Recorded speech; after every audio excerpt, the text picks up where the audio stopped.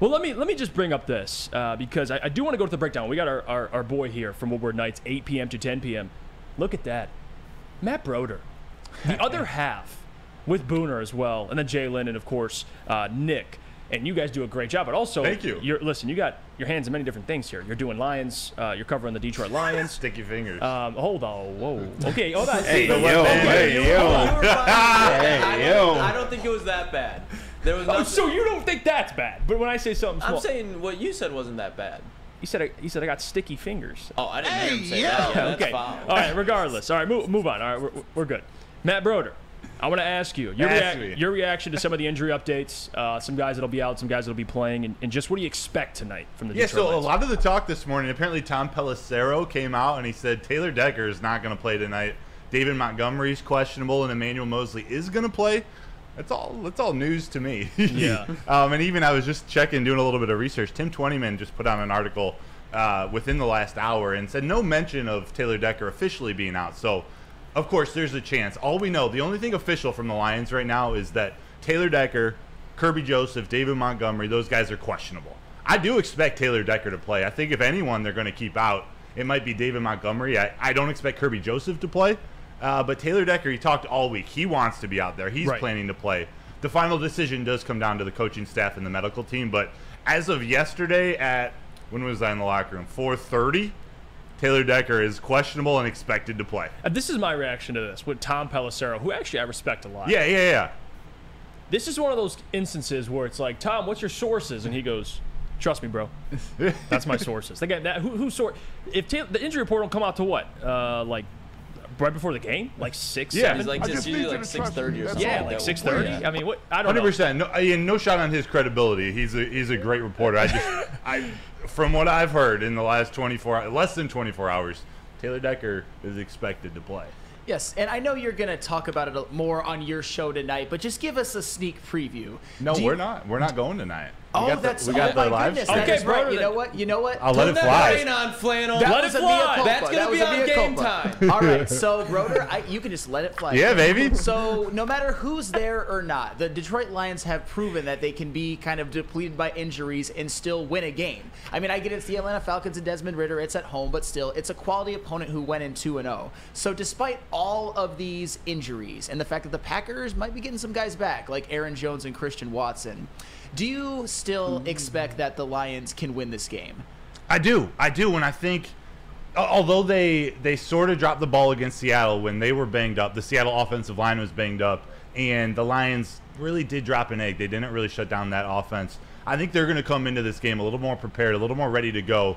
This team, the Green Bay Packers, are very similar. Their offense is very similar to the Atlanta Falcons, the way they use the run, the way they use Aaron Jones and A.J. Dillon, kind of like Bijan Robinson and Tyler Algier. So they're prepared. Green Bay's a little more creative on offense. They run a lot more motion, a lot of more pre-snap movement to try to throw off the defense. But no, I think they're going to be ready to go. I'm more interested in what Green Bay Packers defense shows up because they're playing really well. Quay Walker, Rashawn Gary, is Jair Alexander going to play tonight? We'll see. But I definitely think Aaron Glenn proved to me in this Atlanta Falcons game he made the right adjustments, put some of these guys like Jack Campbell and Derek Barnes in positions off the edge to be successful. So I'm hoping that defensive line energy, that linebacker energy continues. So, and I want your opinion on this because I said this earlier this week on Monday after the game. And my thought process on the Packers and how the Lions how you prepare for the Packers, I think it'll be a similar game plan to what they did against the Falcons. Jordan Love is better than Desmond Ridder, but it's essentially they're not going to run the ball as much as the Falcons, but they want to run the ball, establish play action. Matt LaFleur, you know what tree he's from, you know what they want to do. Get Jordan Love into favorable positions so you can, play action. Jay Love maybe has a shot down the field. You got Watson back tonight. So the big part for the Lions is stopping the run. They've shown that so far. I think they're allowing half of what they allowed last year. They allowed like 100 and something yards last year. They're allowing like 60 yards this year. Your take on that, am I off on that? And the game plan should be similar to what you did against the Falcons, and your confidence in this defensive front to show up tonight against the Packers? No, I actually think you're spot on. The more pressure they can get on Jordan Love, the more difficult they can make his night, the better it looks for the Lions leaving Lambeau. We want to see Jordan Love's jersey get a little dirty tonight. They need to get to him. They need to get that pressure and get the sacks. I'm more confident in the secondary now too. Cam Sutton played a great game. We saw Tracy Walker and Ife Melifanu step up in a big way. We don't know if we're going to see Emmanuel Mosley tonight. He's not going to play for very long if he does suit up. So that defensive line, if they can get pressure on Jordan Love, that's where we see those turnovers come in the secondary, whether it's Brian Branch, maybe Tracy Walker going and being the ball hawks that they are. We're going to see turnovers, controlling the time of possession, and limiting your penalties are some of those key key things that the Lions are going to need to do to come out successful. And one thing before Lucas, because Lucas has something to say, I want to bring this up too about the whole point of getting to Jordan Love. You look at quarterbacks sacked. Jared Goff has been sacked very little this year. Yeah. Right behind him is Jordan Love. Hasn't really been. Now, without Bakhtiari and Jenkins, that could change, but pretty good offensive line over there in Green Bay. Look, I understand that Jordan Love, you're terrified of him. But I'm not terrified of him. But to Broder's point, this Green Bay Packers team is built very similar to the Atlanta Falcons team as far as what they do. No Devondre Campbell, no David Bakhtiari, no Eldon Jenkins, so the two best linemen are down. At least we have Jonah Jackson, Frank Ragnow, Penei Sewell.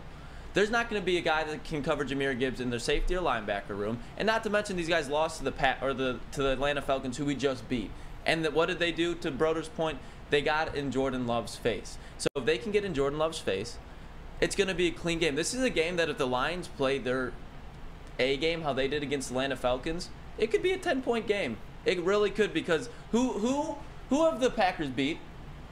The Bears. Bears. They beat the Bears. In an 17-point comeback, but they won by 1 against the Saints. And let's be completely honest. If Derek Carr finishes that game, They lose. they lose. Yep. You can say whatever you want. You can still give credit to how Jordan Love played in that fourth quarter. That's a 1-2 team. That lost to the Atlanta Falcons. The Detroit Lions, I think this will be the reality check where it's like, okay, all this Jordan Love talk where it's like, oh, he's the next Aaron Rodgers. He's the next that's Brett ridiculous. Starr. That's he's the ridiculous. Next Brett. Like, this is the game where if they just play their A game, they go in there, they play fundamental football, they play clean football, they apply pressure, and most importantly, they do not let Kenny Clark. I know everybody talks about Rashawn Gary because he got 3 sacks, and Rashawn Gary is a very good edge rusher, but the guy who will ruin the game for the Packers is Kenny Clark. If they can neutralize Kenny Clark and just play clean football, I think this is at least a 10-point win for the Lions. Yeah, and listen, I would not be shocked if that's the case. I guess my question to Broder too, and I was doing some research yesterday. I was on my Sam Flannel. I was jumping out looking at the stats, and some things did stand out to me. The Packers. Yes. You know what they allow in 4th down conversions? A 70% conversion rate. Oh, Does this sound like a Dan Campbell go for it game, or is this one of those games? Because in my opinion, this is going to be a lower score. I can see a 23-16, 24-17 win. In my opinion, this is going to be one of those games, divisional games. You got to take the points. But can you see Dan being a little aggressive tonight? well, that stat just proves it's There's no made way he for doesn't Dan know that. Campbell. He has to know that. He has to. No, I do think Dan Campbell and his game plan and his game management, clock management, time management is very, very important. I was so impressed with the maturity of most of his calls last week. Just being able to flip the field, using Jack Fox, using your special teams, which although Jason Kabinda is out, fullback Jason Kabinda, which is a significant loss to the special teams. Look at Sam. He's like, bro, Kabinda. I know. I got to throw in my special teams guys and the non-star players that don't get all the love. The Jalen Reeves-Maben. Those players are impactful, and that's part of why this team is. Germ's incredible. Yeah, he is. We thought losing C.J. Moore last year. What? On special teams, Jalen Reeves-Maben is incredible. He's literally the captain on Okay, special that's, teams. that's fine, but you mentioned Jason Kabinda and Jalen Reeves-Maben and just being like, oh my God, just such important, vital, pivotal pieces. Didn't say and then that. Jason Kabinda being out. How do you look on that carry that he got in the game? No one's talking about that, Flannel. He should We're never talking carry- about special teams, and we Yep. all agree Okay, he should not have got that carry. He should never carry a football as long as he shall live. That's fair. And look at this question.